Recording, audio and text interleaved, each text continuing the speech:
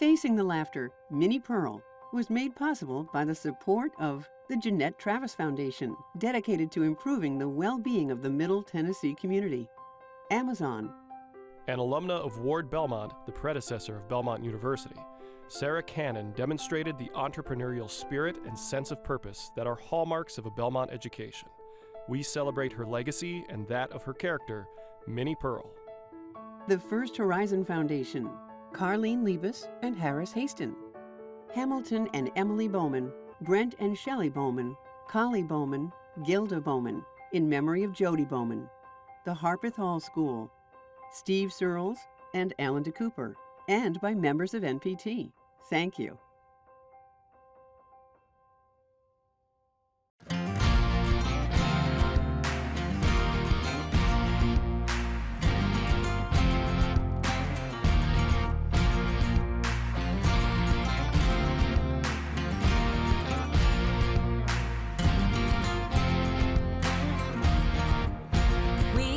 Summer sunset, that southern chicken fried. First kiss in a Chevy on a football Friday night. With the smell of sweet magnolias, back road you learn to drive. We're a dusty old bar stool, coke and a chorus line. From the river banks of the Mississippi to the Smoky Mountains in Tennessee. From Louisiana to Mobile, Alabama, land of the green. This country's you and me.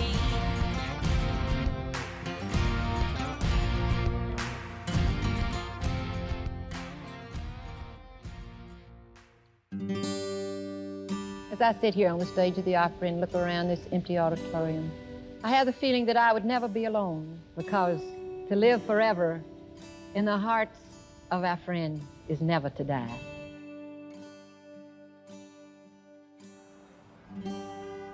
A worker hangs a sign, a symbol of the sadness that hangs over Nashville's Music Row. Storekeepers and shoppers mourn the loss of a country legend. Everybody loved Minnie Pearl, and she was always like our big sister. And all of us girls would go to her and ask her advice. She was always there for me. In my times of need, she was there.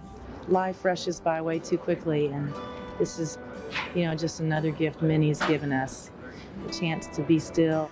4 Tennessee governors, Nashville's mayor, and country music's finest, from Eddie Arnold and Chet Atkins to Garth Brooks, Reba McEntire, and Barbara Mandrell, all feeling the loss of family. Feels like somebody went to the corner of the house and kicked one of the cornerstones out from underneath it. When I was 10 years old, and I was a little girl in the mountains of Virginia, I got a letter once from Minnie Pearl, and she wrote to me to tell me that I should never be like her. I should never be like anybody except myself.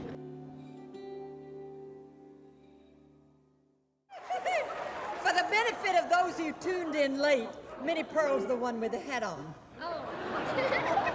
Minnie Pearl was a visionary. I feel like she understood the trajectory of where country music and who country music needed to embrace. I really can't stress enough how profoundly theatrical that creation was in the annals of American cultural history. Them old jokes come back like old friends. Now, speaking of old friends. It's a small club of people who have alter egos. It's not very many people. And so she absolutely had an alter ego. Howdy! Howdy! Oh, wrong opera house. Come on, man. It's like 2 syllables, 1 word. And they've got 800 different versions of her doing it, right? But how come every time she said it, it was just for you? Howdy! Howdy! Oh, I tell you, y'all are fine shape today, aren't you? Somewhere around 50 years ago, a pretty young lady walked out on the stage in a cotton house dress and a straw hat with a price tag on it and yelled, "Howdy!" to the audience. And ever since then, all of us have been howdying back. Ladies and gentlemen, the only comedy star ever elected to the Country Music Hall of Fame, Mrs. Sarah Ophelia Collie Cannon, the one and only Minnie Pearl. ghost damn dance floor dressed like Minnie Pearl. Just you and me, punk rock girl. Punk rock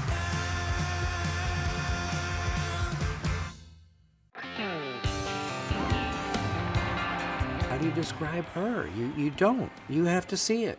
She felt more like a emotional safety net. You could learn something from someone like her. He said, give me your money. I said, I haven't got no money. He frisked me up and down. He said, you haven't got any money, have you? And I said, no, I haven't. But if you'll do that again, I'll write you a check. She was smart. She was classy woman and funny. There was several personalities in there. One producer wants to film my life story. I said, I've got to be honest with you. I'm not a coal miner's daughter. And he said, don't be funny. You look like the pits to me. She would build other people up and put herself down. And I thought, where did she get this character? How did she even think of this whole thing? Well, he's very handsome. Yes. Of course, he isn't to you, but I can't afford to be choicy. She transcended the boundaries with the magnitude of success that character had in terms of being indelible on culture. Any woman that was doing it at that level back then was, breaking the mold. A lot of comedians today, from Carol Burnett to Chelsea Handler, everyone owes their kind of career to the groundbreaking that Minnie Pearl did on stage. Rural people, like any group of people, they like the type of stuff they can relate to, but I feel like they feel less catered to or less served by most other types of comedy or comedians. When we think about the role of comedy there, what we're really thinking about is how important it is for people who are underrepresented or perhaps don't have access to structural power to be able to tell their own stories. What about your brother? I ain't heard nothing about him. Well, I'll tell you, he's a smart boy. I know he is. Runs in our family. Yes, sir. Like big feet. Every one of us have to back up to a door if we aim to knock on it. Is that right? You don't have to be a country music fan to appreciate all kinds of comedy, but she kind of aimed her comedy at rural America. And back in a time when rural America was sort of not thought of very much. There's definitely an overlap in the fan bases or the demographics that those two genres, country music and rural comedy, appeal to. Regular people, working class, salt of the earth, however you want to put it. One of the things that we know as historians is that in the late 19th century, a new national American culture emerged, one that was rooted in minstrelsy, vaudeville. Have another drink. Minnie was well steeped in that culture.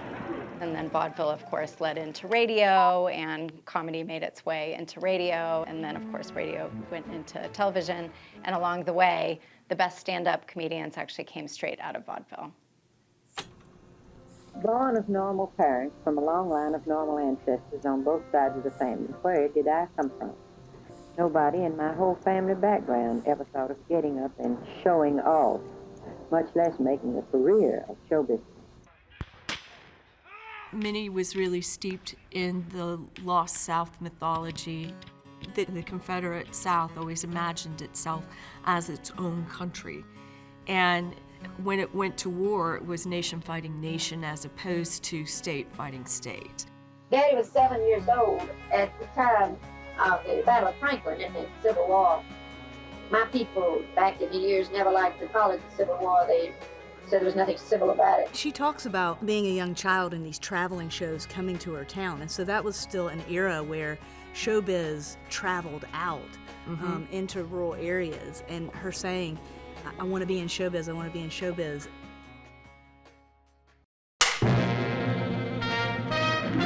Minnie Pearl tonight, this is your life. And then Ralph said, Sarah Ophelia Hallie Hannon, this is your life. And I screamed, bloody murder. Well, now, who can that be, Ophelia? Your childhood playmate and lifelong friend, flown here by Prell from her home in a Tanzania.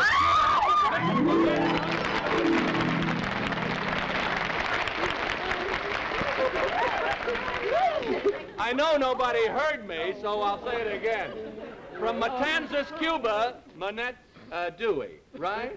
Oh, these old pals here. Well, Manette, now, you and Ophelia used to perform at every opportunity, didn't you? Yes, we'd play Queen and Aunt and Ship, you remember? Yeah. And you remember those performances we put on at the Liberty Pharmacy? Yes, I know. We got run out of there several times. That was the town drugstore. We sort of took over every once in a while. What would you do?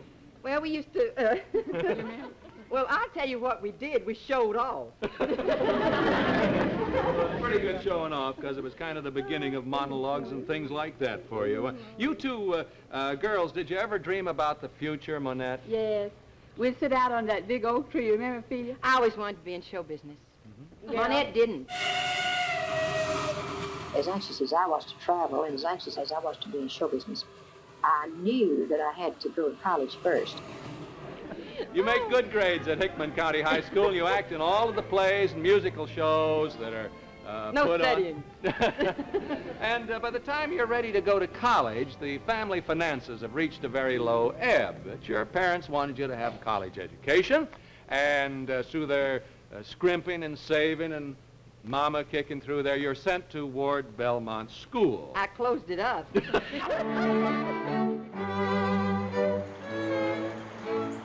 Sarah came to Ward Belmont in 1930, full of a lot of hope and promise. Ward Belmont was a private, elite, all-girls finishing school. People came from all over and boarded here. Fancy families from New York, Texas, Alabama, and Florida. And while Sarah was a big deal in Centerville, she quickly found the first day at Ward Belmont that she was nothing compared to these society women. There were still a lot of rules in place for her. Later on, between the family and her upbringing and the kind of structure that she learned at Ward Belmont, it helped put some checks and balances in to her career and life in a way that you did not have for a lot of those male performers. Ward Belmont was a very, very fine, what they referred to as a finishing school here in Nashville.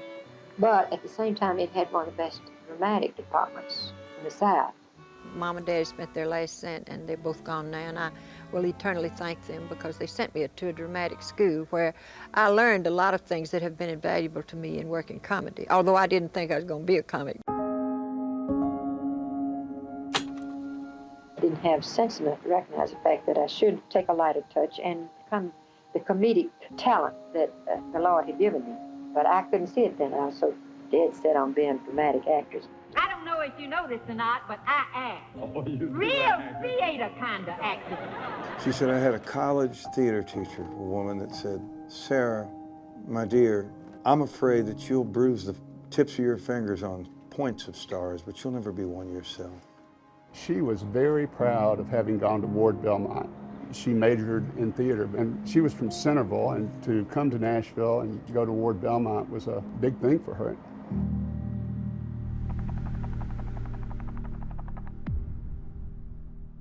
She begins her career out of college, again, a unique moment in time in the 30s when she goes out of South Central Tennessee where she was raised. It was dangerous for a young, inexperienced girl like me to travel around over the country, dealing with all sorts of different type people in these different towns. I was determined to see the world and to do something about getting into show business, and this seemed about the only avenue I had left. I was 21 years old and went to work for this company.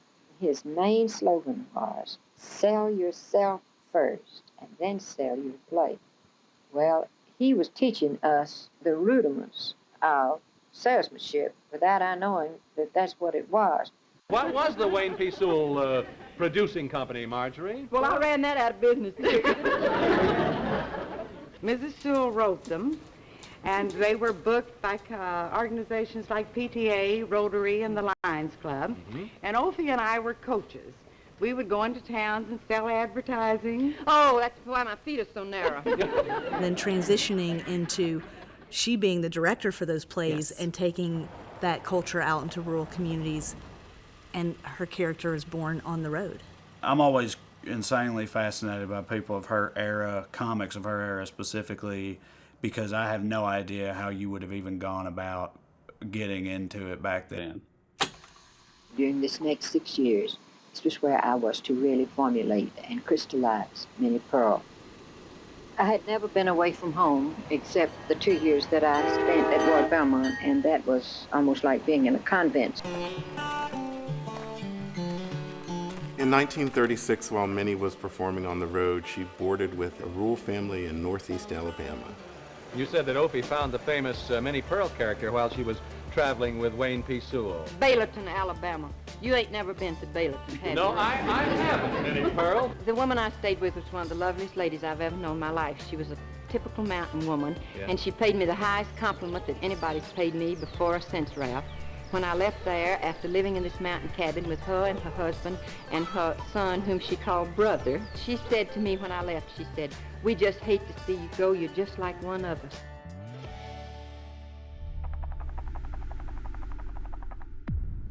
Mr. Sewell's business was about gone. By that time, radio had become very big, and people weren't paying as much attention to amateur shows as they did. We weren't having the crowd that we had back in the 30s.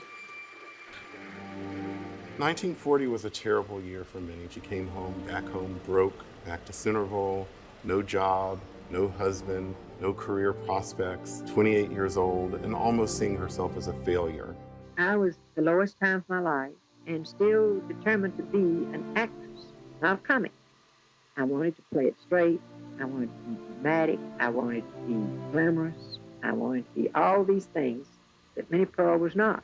A bankers convention was in Centerville, and they invited Minnie to perform. And Sarah did not have her Minnie Pearl hat and costume and shoes.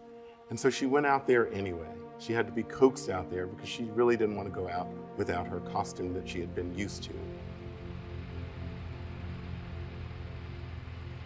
This guy's coming in from Chicago, and he said he's going to land in Nashville, and he's going to drive down here, and he may be late. And he said, if he's late, will you kill time till he gets here? Got myself together and came out and said, howdy, I'm just proud to be here. I would like to give you my interpretation of the mountain girl, Minnie Pearl. I had them right in the palm of my hand. Oh, he's eligible? Is he? Yeah, he's breathing. When we think about women stand-up comedians, women comedians in general, how exponentially harder it was for any female comedian to sort of get that kind of success because the audience was largely male-dominated. In the fall of 1940, the Middle Tennessee Bankers Association asks you to perform at one of its meetings. After hearing you, an important member suggests that you try for the Grand Ole Opry on radio station WSM, that wonderful station in Nashville. Now, what happened? Came up here for the audition and went on the Opry, never once thinking that this was the direction in which my life moved. The War Memorial Auditorium was the finest and fanciest concert hall in the state of Tennessee, and that's where Minnie Pearl had her Opry debut. She was very nervous on that November 1940 day, and when she stepped on the stage at 11:05, the audience just went crazy. Her mother was in the audience, and her mother said to her after her performance, well, some people woke up. Music, if you please. What name do you work under on the Grand Ole Opry? And I said, Minnie Pearl. Am I ever glad to see you? She said, please take all this big sack of mail with you when you go. It's cluttering up. We don't have room for it back here, back where this Opry mail comes in. I knew that anybody that got that much fan mail on their first appearance on a show was good for a couple of more appearances. And she said, we want you to become a member of the Grand Ole Opry. Well, there was no contract. There was no written agreement. I just said, oh, I would love to. Hank Williams came to Nashville in the 40s to be a member of the Opry. They said he wasn't ready. He didn't have a hit song. Go down to the Louisiana Hayride. Kitty Wells, the same thing. She wanted to be a member of the Opry. They said she wasn't ready. She went back to Knoxville. Minnie Pearl is on the Opry for one show, and she's immediately invited to join this great American institution. I got an uncle that used to be on a showboat like this. You have? Uncle Thalbert? Thalbert. Yeah, Uncle Thalbert. He had an act there where he put his right hand and arm in a lion's mouth. Oh, no! Yeah. Put his right arm and hand in a lion's mouth. Yeah, we call him Lefty now. Oh, right. Our Gabriel's Tobacco Company at this time decided that they would put out 3 units of social shows, like USO shows, called the Camel Caravan. I was tickled to death to get my $50 a week. And aside from that, they gave me $50 a week to be chaperone of the cigarette girl. I didn't know what I was getting into then. From June of 1941 to Christmas of 1942, the Camel Caravan we were on, playing Army camps and Navy bases all over the world. There's nothing in the world as good or a polishing act as a soldier audience, because they were pretty rough. And under toughest conditions, she always came through. In fact, Minnie Pearl, you had more soldier sweethearts than any girl I could think of. Well, I had MPs. They had my name on their sleeves, see. MP, Minnie Pearl. Oh, shut up. I'm not working tonight. The pinnacle of television culture at that point. She was invited by Sid Caesar, none other than Sid Caesar in terms of comedy greats, and Imogen Coca to go to New York City and appear on your show of shows as a guest with her partner in crime, Rod Brasfield. I bumped into her down there a while ago, and she walked right up to me, and she said, "Howdy, Rodney." I do.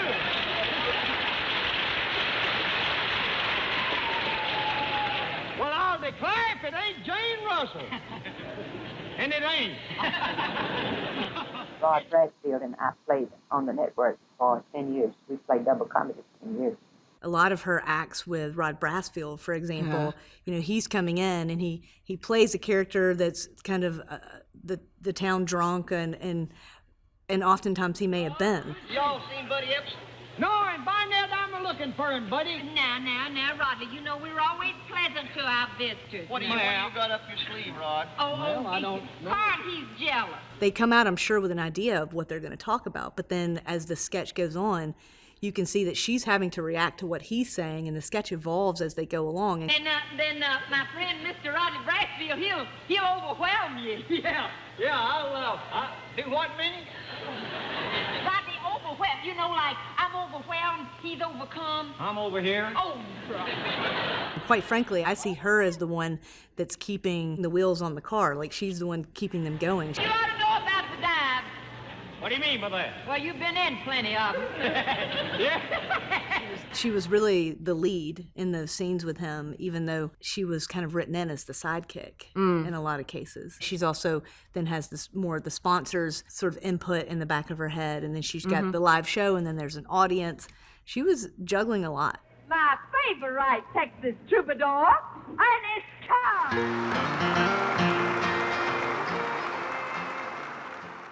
Now, I want to make it clear that I didn't care for the opera music when I first came to it.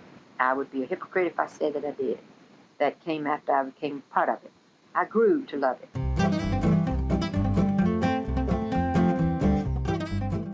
She was keenly aware of how difficult it had been to get where she was, to become successful, how few other women she would see on the road headlining or doing any of what she was doing. She was so smart. You either can do it or you can't. And you can, obviously you learn to get better. But so there's no training. The Opry itself was called a good-natured riot because it was a cacophony of people coming and going, not done on time, and not very well organized.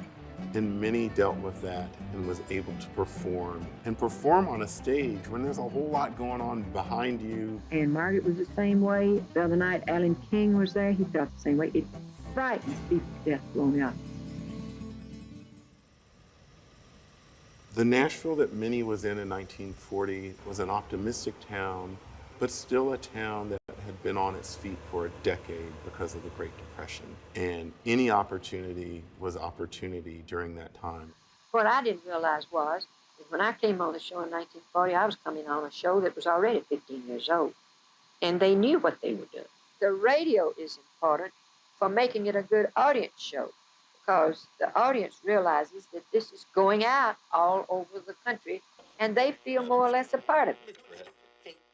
Royal Crown Cola presents your Grand Ole Opry from Nashville, Tennessee. Radio then shifting to television and sketch shows. It was just the perfect setting for a character like Minnie Pearl, because she could be a solo act, but she could also help transition between the other acts. But it was all live. Minnie Pearl was certainly playing a lot of archetypes, and she was playing with stereotypes, but it was still meaningful for her to give voice to those women characters. Prior to that, we didn't see much of these characters at all. When you think about how she must have honed her chops, where and when she got to do it, and the stakes for getting it right, like there was kind of a no-fail ratio, right? She was also great on her feet. You know, she could improv if needed, too. I mean, though, is he dark or is he fair? Well, in the dark, he looks pretty fair, I guess. She fit into that mold, and she was a transformative figure as the mediums changed. My wife's a good Southern girl. My wife is from Arab, Alabama. Oh, wow, you know about Arab? Then you know she's white. The whitest town in America. All white people. All the time. Except the day we got married. I had 20 Korean people there. We freaked that town out. Comedy clubs in the 80s was a big boom. They were everywhere. I could tell jokes in any city I wanted, basically. There was a place. She didn't have that. The Grand Ole Opry was broadcast on WSM all across the country, and most states could pick it up. And so people knew who Minnie Pearl was. When I became Minnie Pearl, I was the only comic on the Opry, only woman comic. And I had a little kingdom going there. I thought I was pretty important. And then, after I'd been there about 5 or 6 years, June Carter came in. And June was playing comedy. And we heard June. And I said, uh-oh, I better get home. That girl's going to take it away from me. And I mean soon. I was reminded of my father when he said that. He said, don't ever think you can't be replaced. I think we can make a lot of progress in the Deep South with just one new rule. Don't listen to Papaw, man. It's the whole thing. The only way to actually learn how to do it is to do it, you know, yourself and watch other better comedians do it. She didn't have the circuit that some of the older guys actually did. You know, stand-up comedy originated in gentlemen's clubs because they had to have somebody there when the workers took a break. They called me from New York and said that they would like me to come into New York and they wanted to negotiate a contract. Well, I was just out of my mind. That made everything better because I realized then that they were going to keep me. One Saturday night, Roy came to me and he said, I'd like to know if you'd like to travel with me on the road. Roy and Bill were the most prominent members. They would travel all week long and they had cars, large cars. He said, now I'd like for you to join my act. I will pay you $50 a week and your board and your transportation and all you have is your food. So with my $10 I was making at the Grand Ole Opry on Saturday night, why, that just seemed like just an enormous amount of money. There started a part of my life that was to run for 27 years, and that is the one-night stands. 27 years I did one-nighters. 27 long years. And the first 7 of them in automobiles with retread tires during World War II. I remember one time we had 13 flat tires in one night driving 600 miles. And Pee Wee King, on that 13th one, whew, he was ready to throw the tire jack through the windshield and we had to stop him. I'll never forget it. So here she is in a car. If she was lucky, it was a van. And she's with 5, however many, can get in the vehicle. It's not like there were seat belts, and they didn't worry about any of that. Now this is a very important part of my career. I had not been working comedy for long enough professionally when I went with Roy Aker. Minnie Pearl always said being a clown was not easy. She was smart enough to realize that she was plowing new ground here. I wanted to earn that money. $50 a week was a lot of money with my room and board. And I had my mother to support, and I wanted to be a success. All you ever done, Minnie, was wrong when you first came to that, when I started working with you. You didn't wait at all for your audience. Right. You would run right over your audience, go into another joke. In order to be a comic, and particularly as a woman, you've got to turn loose and let it fly. It's just got to go. And you've got to be silly. And I just couldn't be all that silly. I felt embarrassed. And you cannot be embarrassed and be a comic. I don't see why Roy kept me that first day. He finally fired me. But he took 2 or 3 months to do it. They were like brother and sister. I think they had a real family affection, and there was, zero sexual tension between them. There is a love affair. It's a friendly love affair. Oh, it's the best. And but a lot of people didn't turn over in the article and read it. Well, They it saw said the front, just like they would the Enquirer. And I don't think it was the best publicity me and Minnie could have got. I thought it was wonderful. How Roy and I have remained friends for all these years. And we had this very inauspicious beginning I will never know. He won't let me stray. If there's anything I'd like to do, it's stray. Not on stage. Don't get straying and streaking mixed up. Roy was such a great foil for Minnie, and I think loved her dearly. You could see it when they were on stage together because he respected her. I've known him for 50 years and loved him for 50 years. I'm going to spank him one of these days. As far as the Opry goes, everybody other than Roy and Miss Minnie came second. She seemed to be the only person left that could rein in Roy Acuff and keep him on the tracks. Roy and Minnie are synonymous together. You say them like you say Batman and Robin or Abbott and Costello. They're just always together. As a woman performer, I know Roy Acuff better than anybody as a woman performer knows him. I know his attitude toward women. Roy treated me as a lady. Roy is a man of dignity. I thought you were the cutest thing I ever saw in my life, and I still do. There's such a significant tradition of country musicians, Southern musicians, performing for Southern politicians. So part of this is we've always done this. And I want y'all to know that politicking runs in our family. I know a lot about it. I want you to know that my Uncle Nabob, I can't remember the day when Uncle Nabob wasn't running for something, even if it was the county line. But he had the whole town behind him. It's interesting, though, when she is part of the George Wallace campaign opening for some of his rallies. When you go back and look at all of that, I still find that a little bit surprising that she was that overt. I don't know if it was the money piece. She was certainly by no means, pushing back or an activist for social justice. What she does know is, A, she's going to get paid. And a large amount. Brother sitting there at the crossroads. And the feller says to brother, he says, "Where does that road go?" Brother says, "I don't know." He says, "Well, where does that one go right there?" Brother says, "I don't know." Feller says, "You don't know much, do you?" And brother says, "I know I ain't lost." Most people don't know this about Nashville. The tour bus industry started here because the stars had to be back on the Opry on Saturday night. Saturday night we came back to the Ryman and we're all together, and it's like, well, where have you been? Well, who wrote you a hot check? We wanted to be here. And I've stood in the wings so many times and seen such fantastic things happen.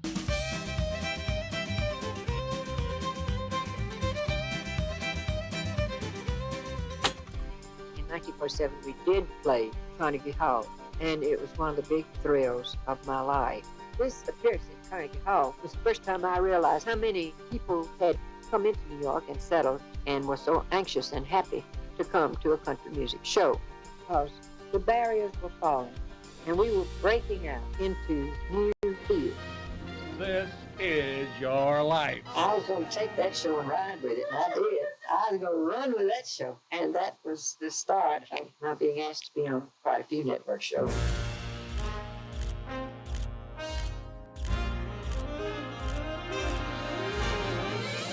First off, let's just say before branding was the go-to word, that she had the hat with the price tag. I used one of Mama's hats for my first hat at the Opry. I went down to the 10-cent store one afternoon to get some flowers, and when I pinned them on my hat that night, I forgot to take the price tag off, and it hung off the side of the hat, and people mentioned it and laughed at it. And I thought, well, I was striving for identification, and I thought, well, I'll just leave that. That'll be an identification. So I left the price tag, and then I did the Howdy Loud. Now, those two things then became my trademark. She is known around the world because of that brand and because she always managed her brand really well. She didn't show up in public places halfway Minnie Pearl. If she was somewhere as Minnie Pearl, she was all the way Minnie Pearl. If she was somewhere as Sarah Cannon, she was all the way Sarah Cannon. Every interview, practice. that I've had, somebody has said, why the white cotton stockings? Why the tight dress? Why the hat? I dressed her like I thought a young country girl would dress. Sunday go to meeting, to come to town on Saturday afternoon to do a little trading and a little flirt. She wore the hat to keep freckles getting on her face. She never wore pantalettes and she never wore white gloves. And she never blocked out a tooth and never put on freckles. All these have been erroneously stated. I was a kid first time I ever heard of Minnie Pearl. And the amazing thing to me was even people that didn't know her or had ever really seen her perform, anytime somebody had anything with a price tag hanging off, you'd make a Minnie Pearl reference. Didn't matter where you were. And maybe in the dictionary where it says a brand, they might say Minnie Pearl started that. You know, I created her from all the country girls that I've known all my life growing up here in the hills of Tennessee. She never would win a beauty contest. All the world she wanted was just to love people and make them laugh and have them love her back. I guess love is a kind of a trademark of Minnie Pearl, like the silly price tag on the hat and the greeting, howdy, I'm just so proud to be here. You have to hand it to her for being an entrepreneur enough to create her own image, which was original. She certainly didn't have to spend a lot of money on wardrobe. Thanks, all right, just talk, don't look. Nobody else was doing anything like that. There were other comedians around, but nobody was this country bumpkin. I saw her as a woman who had absolutely no style. You see this dress and you think, my goodness, who has the guts to be that frumpy? She put her career first, she put her education first, and while others had found their fella and been married, it took Minnie a while, but she found Henry at age 34. I don't really remember meeting him as being any earth-shaking event. I thought he was attractive, I thought he was nice. He loves music, and he loves people to play the piano. And so he seemed always happy for me to come, because I meant music and fun. And just like people do when they're having fun and at a party, he just turned me around and kissed me. I had a feeling that something was taking place here that was a little bit unusual. Sometimes in life, God puts people together, and it's just right. And God, on that day, God did his work because they were perfect. He said, baby, after the Lord made you, he sure must have buffed his nails. Henry was a pilot, her husband, who had an aviation company. I know his business was flying celebrities around, mostly country singers. He flew Elvis and Hank Williams, a lot of people. I would fly with Henry and Minnie in the White Poodle, and I would fly on the plane with them, and we'd go do our dates. Between the time he kissed me the first time and we got married, I would say that we only had weekends. Well, that's all we had.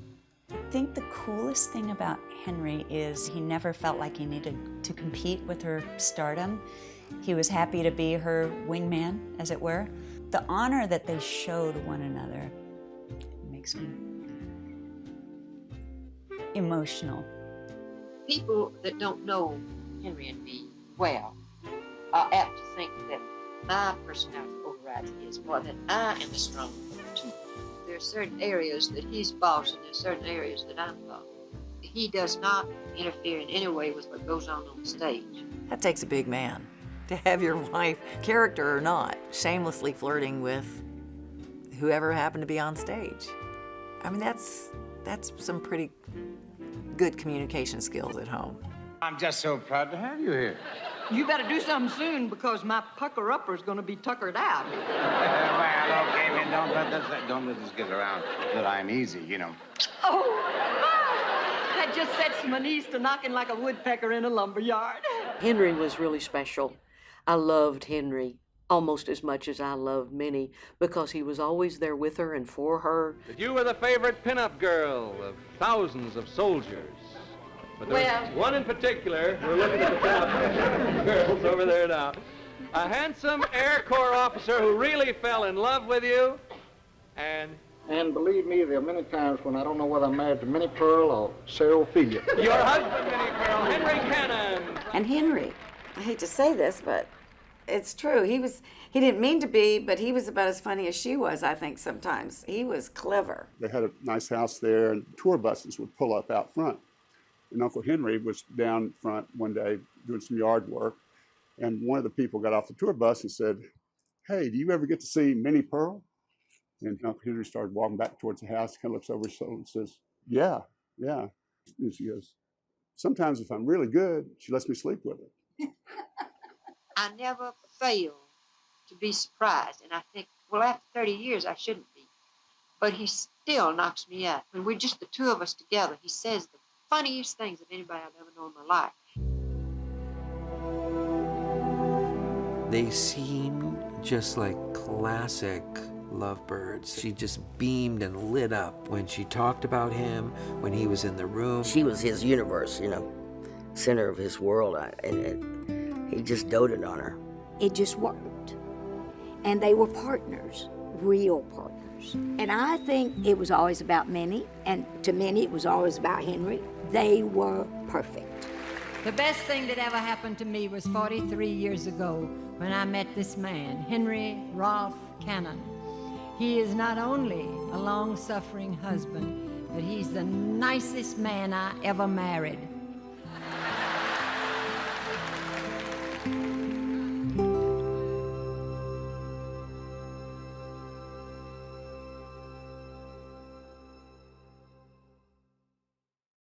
Uncle Henry had a single-engine plane that, and the engine went out. Yeah, here it is, 1967.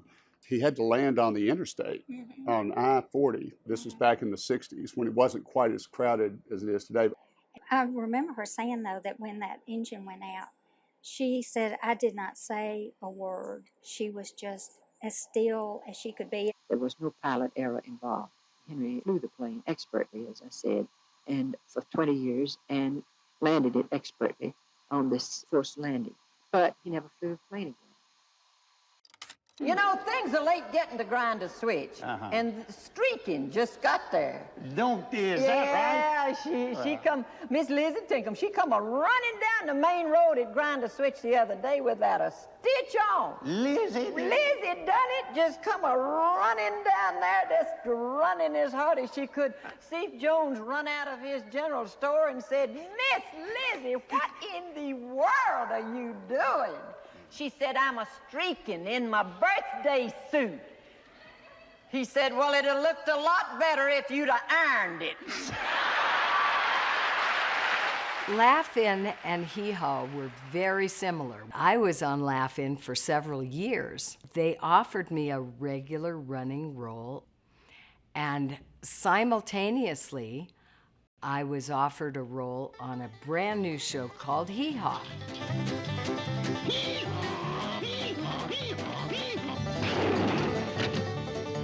Welcome to Hee-Haw. Laugh-In was counterculture, and Hee-Haw was heartland. For people who knew country music, Hee-Haw was a comedy. For people who didn't know country music, they thought Hee-Haw was country music. The great thing was the people that were on Hee-Haw, they understood exactly what it was. Honest now, Aunt Minnie, don't you have any past regrets? Honey, my only regret is that I have no past to regret. Everybody embraced it, and everybody wanted to be on it. It made stars out of a lot of people. I decided to turn down Laugh-In and do Hee-Haw, and I know I made the right decision. Laugh-In went off the air. When that show occurs, right, it's post-Laugh-In. It's a counterpoint to Laugh-In, the pop rock kind of, whacked comedy show that was. And then I recall the day that you fired me. You paid me off with a $3 bill. Where are you tonight? Why did you leave me here all alone? I searched the world over and thought I'd found true love. You met another and you were Hee-haw was the whiskey-infused country slickers. Hee-haw was fascinating to me because I didn't grow up in the country. You know, I grew up in Nashville, but I loved the idea of small town. You had Andy Griffith, you had Gomer Pyle, you had Green Acres, and the Beverly Hillbillies. Everyone was laughing at good old-fashioned Southern humor, and Minnie Pearl was the top of that list. Coming in, you know, in between the acts and sharing some of that country humor, and there's nothing else like it. Miss Minnie, I think she's a fixture on Hee-Haw. I don't think the show would have been the same without her. Ain't she a hindsight for sore eyes? Well, everybody said it was so corny and so hick, but why did they keep tuning in? Is it because they want to laugh? They want to laugh at us, with us? Well, I think if you take the rating of Hee-Haw, you'll find out that country humor is going very big. They gave the hillbillies a little format, and that blew up. Hee-Haw was like ubiquitous in the rural South. It was definitely a part of the fabric of Americana for a long time. And I think because like people in the rural parts of the country and whatnot felt like that was probably one of the only things that they had, you know, in terms of entertainment geared towards them. The Hee-Haw Honeys were ripped from the Hugh Hefner playbook. None of this stuff is ever created in a vacuum.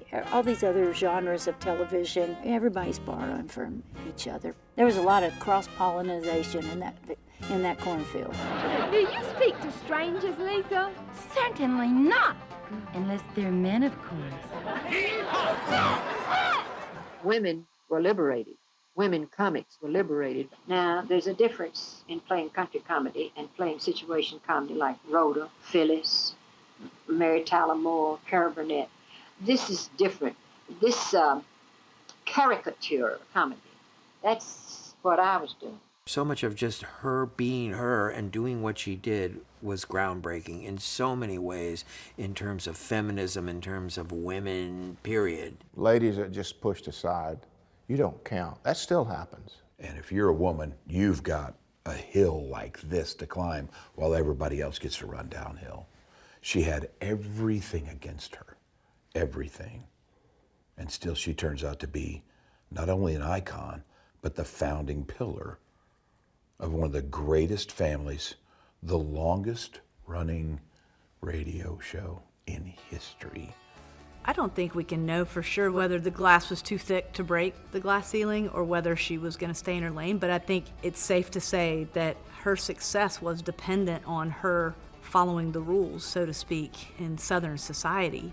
And I think if she had pushed too hard or too far, it would have ended her career. So for her to be loud and funny and filling up the room was in itself a kind of revolutionary act.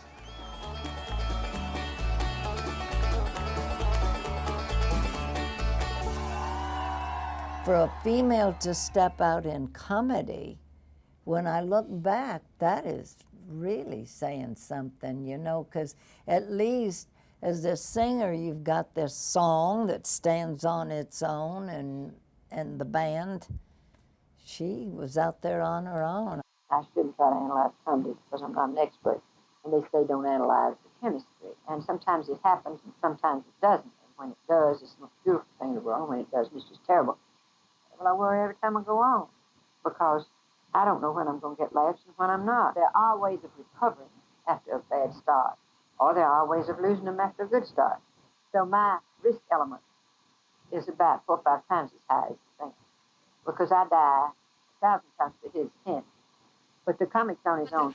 They got to do something about the parking out here, too. I couldn't get nobody to park with me. She was playing a role. She was nothing like that. I'm sure everyone will tell you the same thing. So she was playing a character, but was it natural? Absolutely. I mean, I think that's what a person with an amazing alter ego has, is that there's some kind of realness and believability and naturalness to it. To be a comedian, that really is high wire without a net. I think it's easier being a musician. I'd rather be a musician than be a comic. In the case of being a comedian, man, you're naked. You know, I guess, you know, once the joke's Once you said the joke, you know, there's nothing else to hide behind, you know. I mean, it's you either like it or don't. She was sardonic in her wit. The charm of that character that she created was she was able to do things that Sarah would not have felt was maybe necessarily in good taste in terms of, you know, behavior in polite company. As openly teasing about how women were perceived, how flirting was executed, all those things. You just have to look at Sarah Cannon and say Minnie was doing things that nobody had done before, not in public. The folks at the wedding are going to be tickled pink about this. The wedding? Oh, yes! Hadn't you heard? I ain't heard. Elvira Hucklehead is going to marry up with Fludge Smead. Everybody heard? What's her name again? Is that a fact? You're breaking the glass. Oh, excuse me. Is that a fact? Old Fudge Smead took the plunge. Who's giving the bride away? Well, so far, everybody's kept their mouth shut. Are you all set? Yeah. Well, what shall I say here? Here. What shall I say? Well, I think you better start out by saying hello to Moonshine McGinney. Huh? He's sort of our moonshiner to the stars. Oh. And you better say howdy to his dog. His dog? Oh, his dog's awful smart. Huh? He's got that dog so smart. Did I tell you about his dog? No, but I'm going to hear it.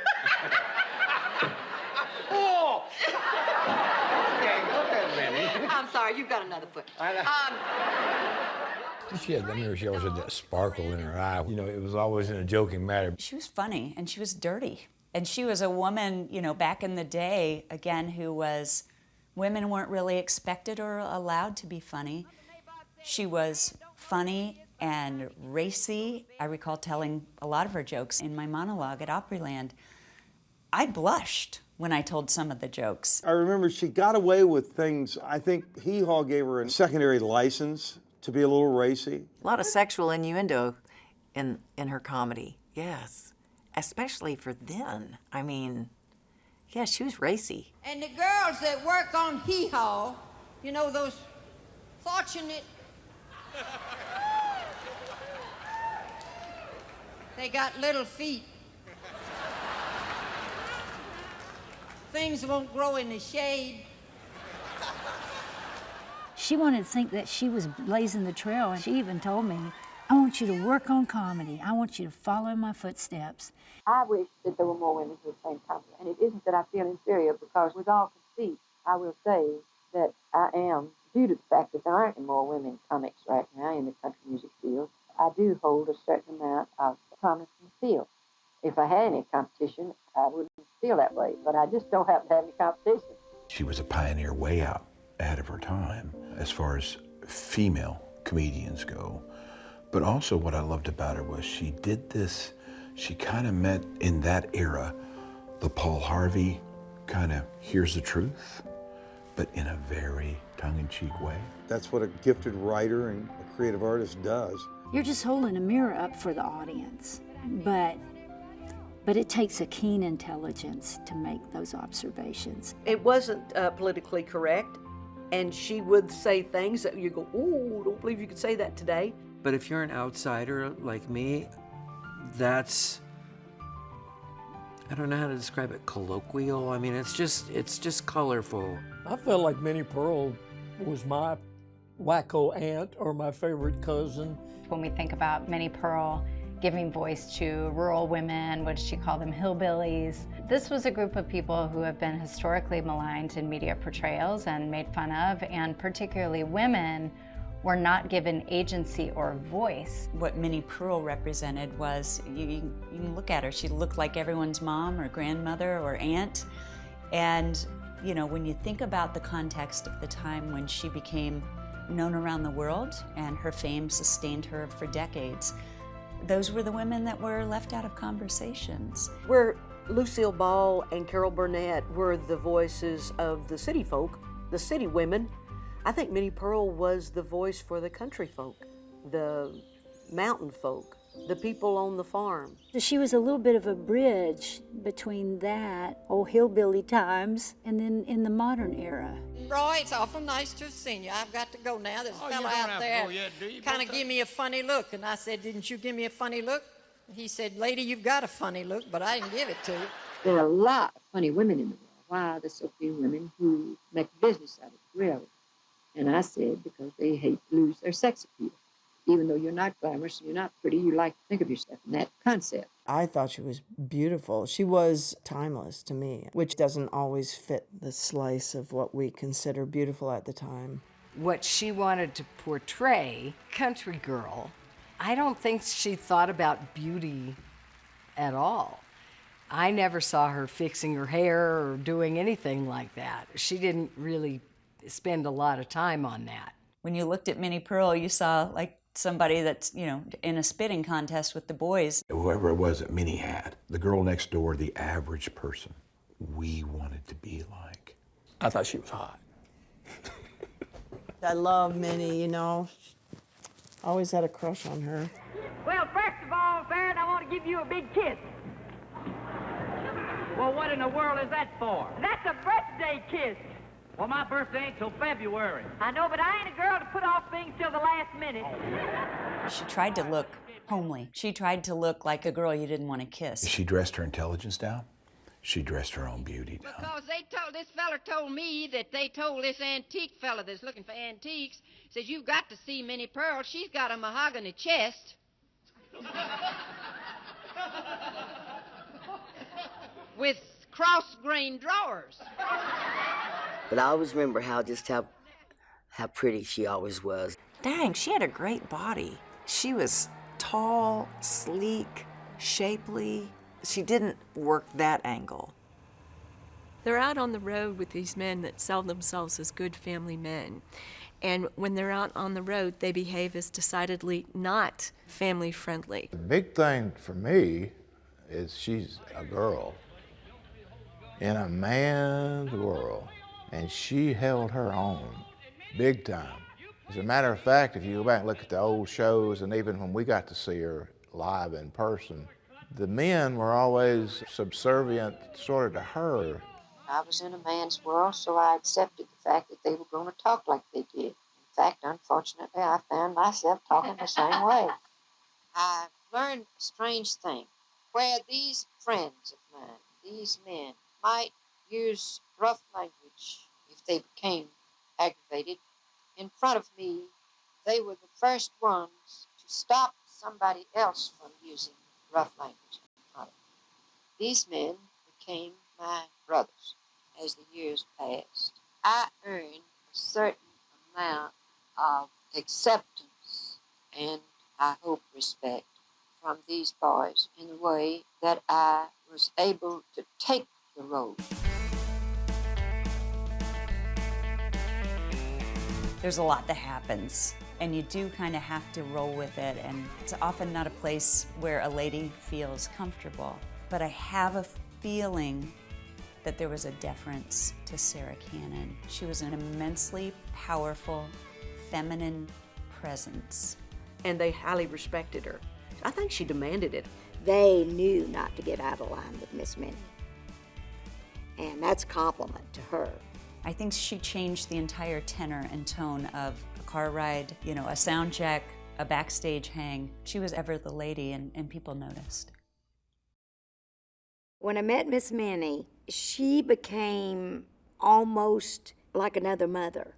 She's kind of took me under her wing. I was older than anybody, and I quickly turned into this maternal instinct. I was their confidant.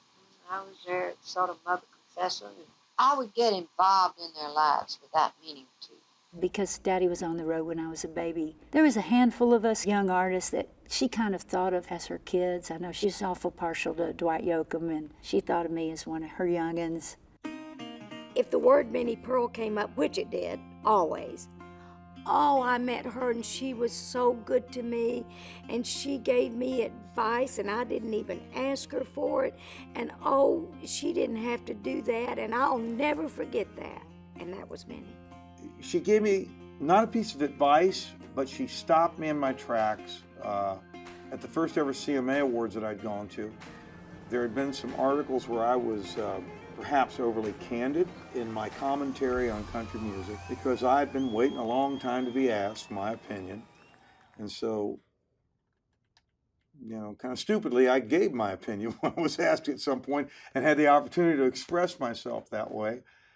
And I was going to pay a price for that candor. And that set a very kind of tenuous stage because I was nominated, and kind of knowing that there was a lot of upset and there was a lot of negative feelings about my opinion stating in the previous year.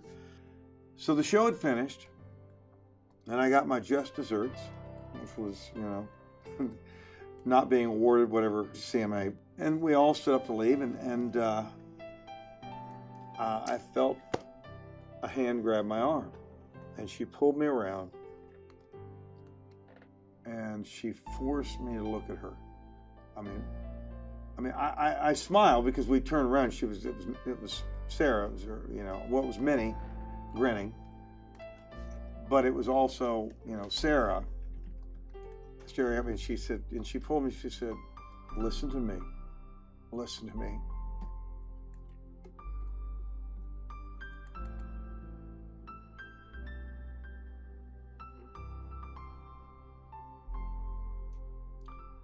She said, "We need you." I was flattered, but I was humbled and hadn't really thought that anybody there felt they needed me for anything. And those words that she spoke to me that, just nearly broke me in two. One of the seminal moments of my career ever.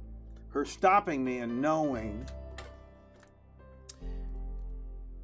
that would let me reset myself in terms of my actual intent. And I carried her in my heart, from then on.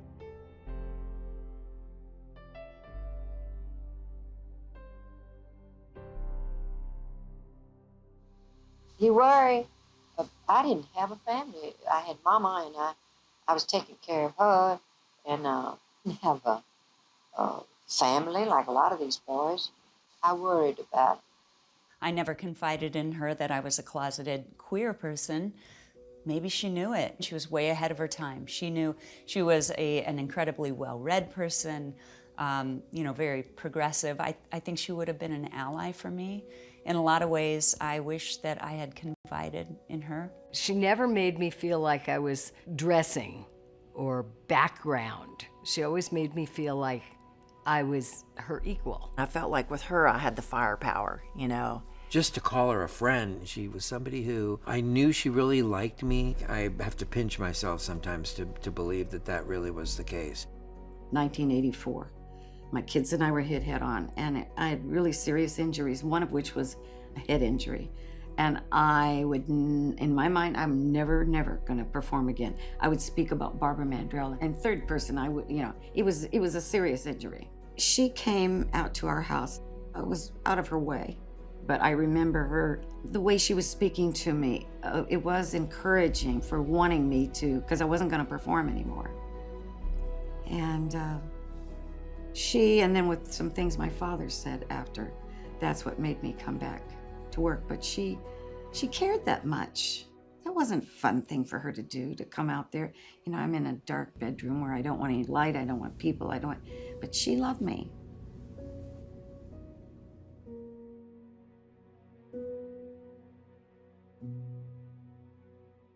You didn't know where Sarah started and Minnie started and where they stopped. It was just a blending, and yet they were so entirely different. Sarah Cannon would always use correct English, correct manners.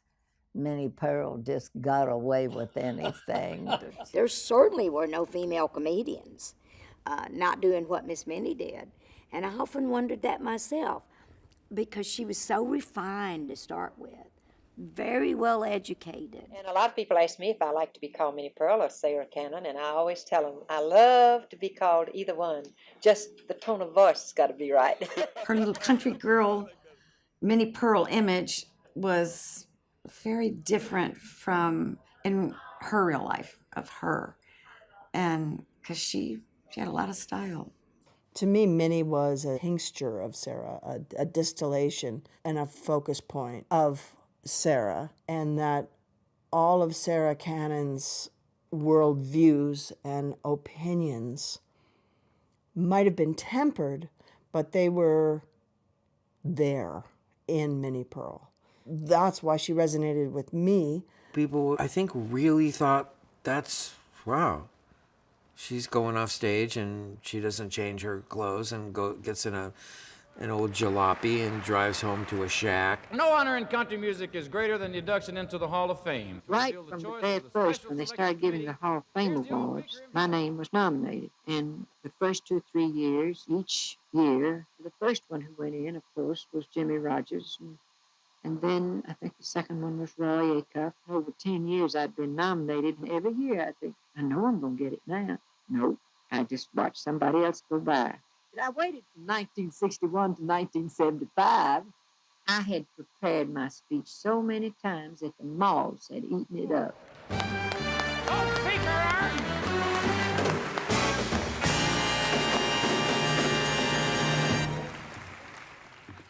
Good evening. This is quite a thrill and a big night for me.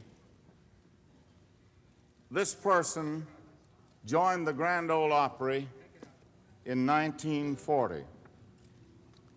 After college years, our newest Hall of Famer toured southern rural areas producing plays and musicals. It was on those tours that the person we honor tonight met the honest and fascinating rural characters that were to change her life.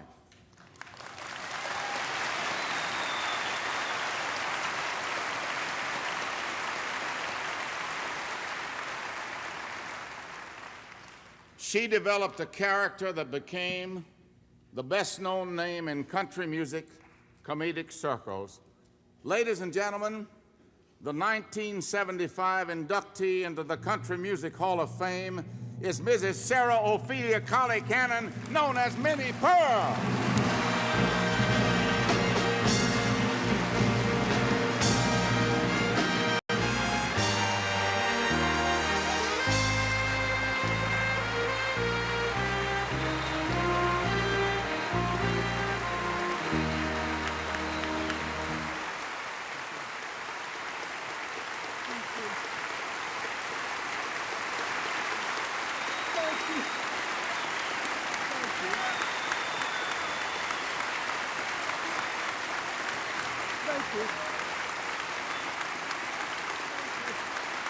Thank you very much.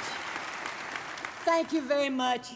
We have so little time, and I can just say one more time, thank you to all of you, all the people who made this possible. Thank you, and God bless you. I love you, everyone.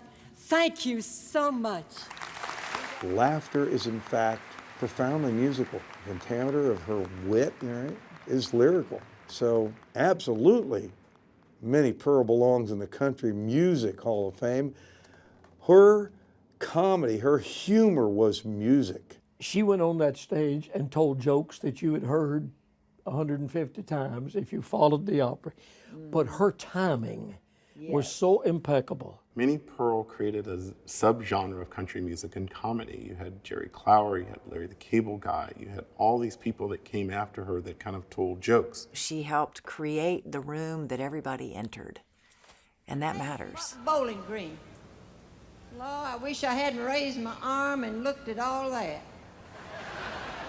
I could go to a costume party where you dress as a flower. I could go right now and go as a dried arrangement. She did befriend everyone. That's that inclusivity piece that I think, again, she did it before there was language around it. She was the last person to judge and the first person to embrace. And she put her own reputation in the light, saying, you know what, I'm going to stand with this kid. And to me, having someone take me under their wing like that, it's the kind of thing that I want to pay forward, that I continue to blaze push doors down and push walls wider because of people like Minnie, because she kissed me on stage back in 1987, and that was a big deal. I watched her make a beeline to anybody that somebody might have said they don't belong here. Minnie would jump right in beside him. When Minnie stands beside you, ain't nobody gonna say you don't belong here, right? We may or may not have had a shot of whiskey backstage on more than one occasion, but she may have seen in me that I felt like I didn't fit in. She was also working for the visibility of women and outliers. When we think about women like Minnie Pearl, and we think about her earlier counterpart like Lucille Ball, for example, I think these women definitely understood their own talent. They understood exactly why they were funny. They understood the personas that they were going to play out on stage or on screen, as it were. She could have gone to California and been another Carol Burnett if she'd have wanted to be. That's not what she wanted. You can go to California and you say Minnie Pearl, and people know who you're talking about just as much as they do if you say Lucille Ball or Carol Burnett. I went down to the barn the other afternoon, and he had got a new mule, and he's trying to get the mule in the barn, and the mule's ears was too long. Couldn't get him in the barn, so Brother had a saw and was sawing off the top of the barn door to get the mule in the barn. I said, well, it's a dirt floor. Why don't you just dig a trench and take the mule in that way? Brother said it ain't his legs it's too long, it's his ears. Smart. Smart. She was their not only contemporary, but their equal. Being a funny woman on the Grand Ole Opry or Hee Haw or wherever one would go to see Minnie Pearl would not be the same as I Love Lucy or the Carol Burnett show. I can see a silhouette of Carol Burnett. I can see a silhouette of Lucille Ball. And then I see a silhouette of Minnie. And I bet you 10 to 1, the most recognizable of those silhouettes, simply because of a price tag left on a hat, would be Miss Minnie. Dixie is gone now. She was closest to me because she was the next one, you know. She died of cancer in 1967. That's why I immediately began working with the Cancer Society. Minnie Pearl left us laughing, and Sarah Cannon left us so much better. To have that legacy too, have your name on a building where people come to get well. As a cancer survivor, I think that's a big deal. I think that may be what she's most remembered for. The only other model at the time of a celebrity giving star power to an organization that became an institution is Betty Ford lending her name to the Betty Ford Clinic, and Sarah Cannon would lend her name to HTA's Sarah Cannon Cancer Center. I'm not proud to say this, but for me, they'd be the Pee Wee Herman Centers. I would want the credit. She had had breast cancer surgery, and that became a real aim to her to help people who had had cancer. What she shared with us when she herself went through cancer treatment and the encouragement she gave other people. Yeah, what a legacy. She'd been through it, so she wanted to help other women going through it as well. And that smile, that eternal light from inside that shines outside, I think that's her, because in our darkness, especially with cancer, we need a lighthouse. I don't know how it happened, but Minnie and I wound up having to change clothes in a powder room. It was a closed space, and we were having to shuck off old clothes and put on our nice stuff. And so, I had my back to her. I think I was kind of over in the toilet area, but we were this close, I could touch her. And she was right in front of the sink, and all of a sudden she said, well, would you look at this? And I turned around, and she had everything off. And she said, over 70 up here, look like a teenager right here. And I loved that. I just loved her. She'd had breast cancer and reconstruction, and she just invited you in. I went to see her when she was in the nursing home. And I walked in there, I said, wow, Minnie, this is nice. She said, it's a hellhole. I want to get out. I want to go home. If I hadn't had a Christian background, living the life I've led of such variegated experiences, there's no telling where I would have flaked off. And then when you got to know her, you understood that faith was important to her. She was wise enough to know better than to judge anyone else. I come to the garden alone while the dew. She said, you know my favorite hymn, In the Garden, and it was one of my favorites. And the voice I hear falling on my ear, the Son of God discloses, and he walks with me and he talks with me. That song discusses it, and I come to the garden alone. The fact of that would tell you everything you need to know about her spirituality. That was a huge expression of her faith. None other has ever known. Yeah, Minnie was spiritual. So I went to visit her when she was about to pass on. And she was very gaunt, but she was luminescent. And it was really odd. She looked like Katharine Hepburn to me. She leaned over and almost kind of a, conspiratorial way and said, do you know who I really wanted to be? Who I always wanted to be? I thought, I can't imagine. I said, no. I said, who?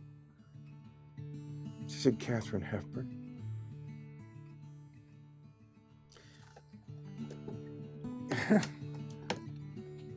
I think of that little poor ragtag girl beating her brains out from Mr. Sewell, going to all those little old towns and all those terrible things that happened to me and all the hardships and not having any money and not having any clothes, beating those deadlines on those buses and those trains and having no idea what the future held. Then when Daddy died and no money and mourning so terribly and all those lonely hours when I thought, will I ever make anything of my life? And I went to see Sarah and asked her if I could name my daughter after her. And she was bedridden by then. This was after her stroke, and she was so frail and so vulnerable. But we talked a lot that day. And she was talking about how important a name is. And she said, you know, the most important color in the color palette? And I said, is there a right answer to this? And she said, the most important color. And I said, I have no idea. I'm thinking primary colors. And she said, it's black. And I said, why black? And she said, because when you mix black with any other color, you can create shadow. And that's what creates depth in a painting. And she said life is that same way, that it's all the darkness that creates the depth. I'm like, I'm writing all this down. She was one of those, you were in constant class. You were in constant learning, taking notes after notes, and she never, ever led on as a professor or anything. She just says, this is what I'm doing. If you're wise, take note. And you hold the tater real tight now, and then you kind of take it right here in the middle, and then you start in. Hey, maybe you better tell the girls. Oh, yeah, well, Ernie, along about this time, I think I'd better tell the girls something. Yeah. While you're doing this, girls, you ought to be awful careful about you can't get the tater too close to you.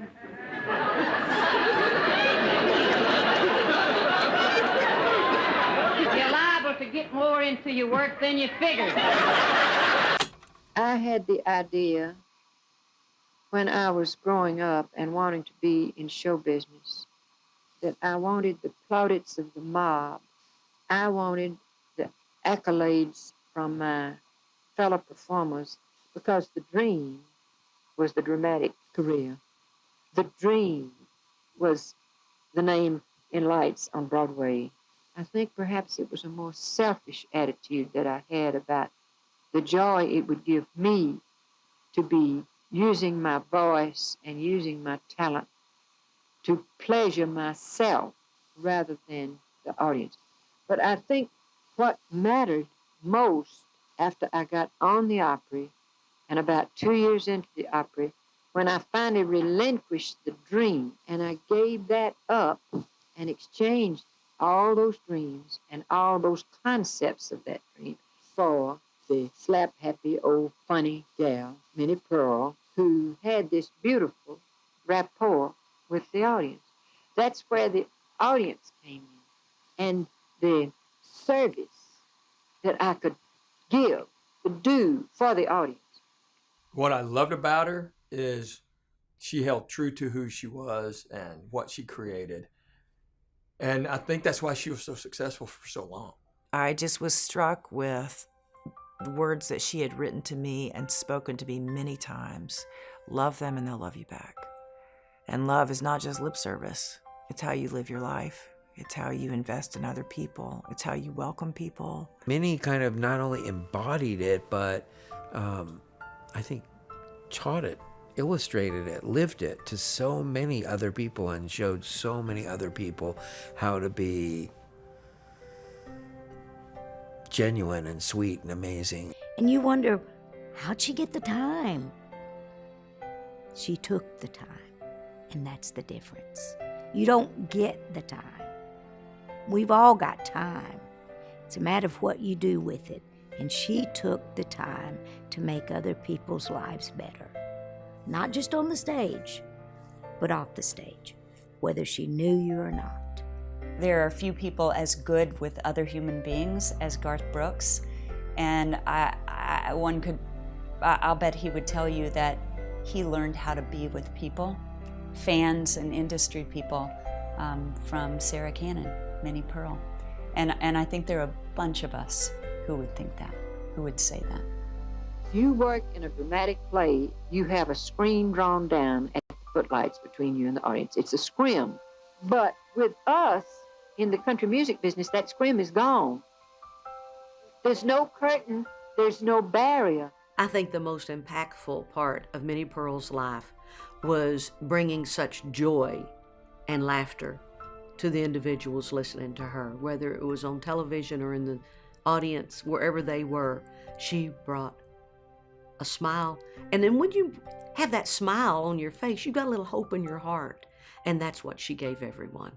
That elegance and grace and kindness and humility was a beautiful bridge for other artists and for, I guess, just a wonderful way to traverse life. I'm not so sure I took her advice from time to time, but I'm taking it now.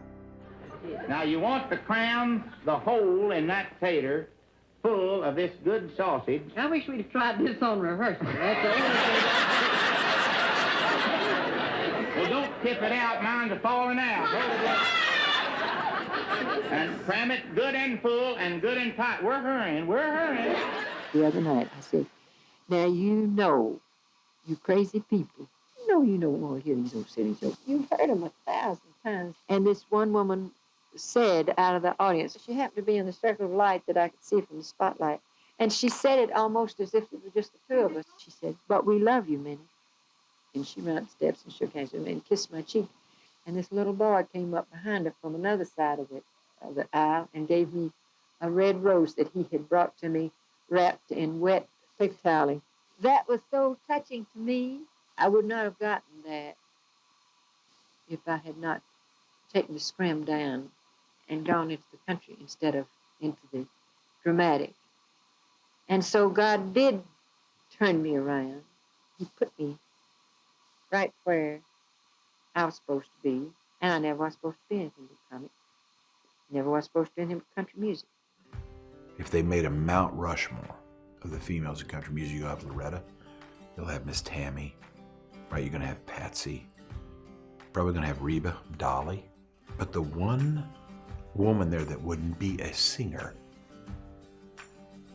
but a hell of an entertainer, would be Minnie Pearl.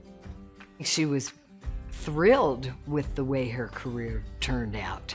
I don't think she looked back. I would like for there to be this theme of hope and of encouragement for people to feel that they didn't quite reach the goal that they wanted. Some of us were never intended to reach that goal, but to take what we think is the second best and make it the best, because it ended up by Minnie Pearl not being second best. It ended up by her being the very goal that I wanted to achieve, because she, in her simple way, in her blundering, raucous, crazy old way, she has made people laugh. But we went out, and the girls went out, and we was going to tell one another how many times we got kissed the night before. But how many times we said the word morning next morning, and nobody'd know what we was talking about. So the first girl come in, and she said, good morning this morning. See, she got kissed twice. And the second girl come in, and she said, good morning this morning, pretty morning this morning. And the third girl, she come in, and she said, good morning this morning, pretty morning this morning. Pretty morning in the morning as 'tis this morning. It'll be a pretty morning in the morning. Made me so sick. And then I come in. You know what I said? The Hall of Fame has given Minnie Pearl an extra honor that no one will ever get. Minnie Pearl's birthday is right under her name, but there's no death date. Sarah Cannon left us in 1996, but to the Country Music Hall of Fame, Minnie Pearl lives forever. I'm a hat person. I live in hats. And I will not cut the price tag out. It's my little thing. I just feel she was a part of my life, and I just go, it's just a little thing that I do. And sometimes it'll poke out, and people go, you forgot to cut your tag out. And I'm like, nope, I didn't forget. Every night when I leave the Opry, there's a big picture of Minnie down by the exit. Every night when I leave the Opry, I say, good night, Minnie Pearl, I love you. Because I do. She's left a legacy that will never die, because she was one of the good ones, one of the real ones, one that truly loved the industry she was in. I think back on the times that people have come to me and they've said, when I came down here tonight, I'd had some things that bothered me, and then I came to the show and you made me laugh. And for that length of time, I forgot my troubles and went with you back to Grinder Switch.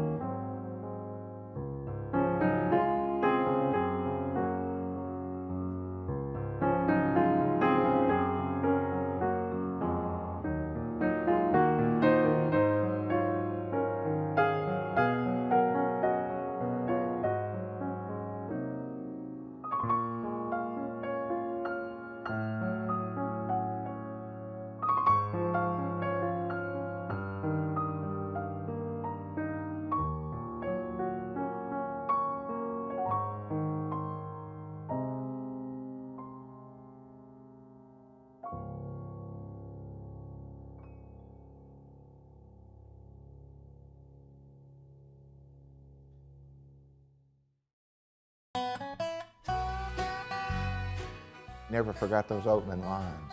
That was like her hit song that she had to play, and she did it with perfection every time. And you don't get country music where it is now without Sarah Colley Cannon creating that theatrical character and writing the material that she would deliver to the world every night when she stepped on stage and said, howdy. Howdy. Howdy. Howdy. That's a good one. Once she made her mark doing howdy and all those, the opening lines, you know, she could go anywhere. I mean, she was on TV shows and she was, everybody accepted her, but she had to make her way. I wouldn't attempt to emulate it. It's just, howdy. I mean, I'm so proud to be here. Yeah, what a creation, huh? What a creation, what a grand bit of Americana theater. Almost Mark Twain-like, that character. It does seem a little odd to think that Minnie Pearl was a Shakespearean student. Not a very good one.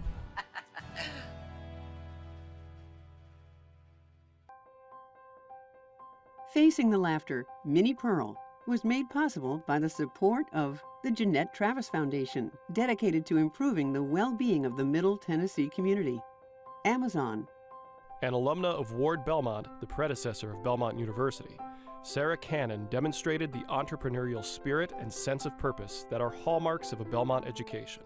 We celebrate her legacy and that of her character, Minnie Pearl.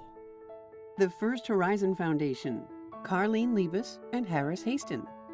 Hamilton and Emily Bowman, Brent and Shelley Bowman, Collie Bowman, Gilda Bowman, in memory of Jody Bowman. The Harpeth Hall School, Steve Searles and Alan DeCooper, and by members of NPT. Thank you.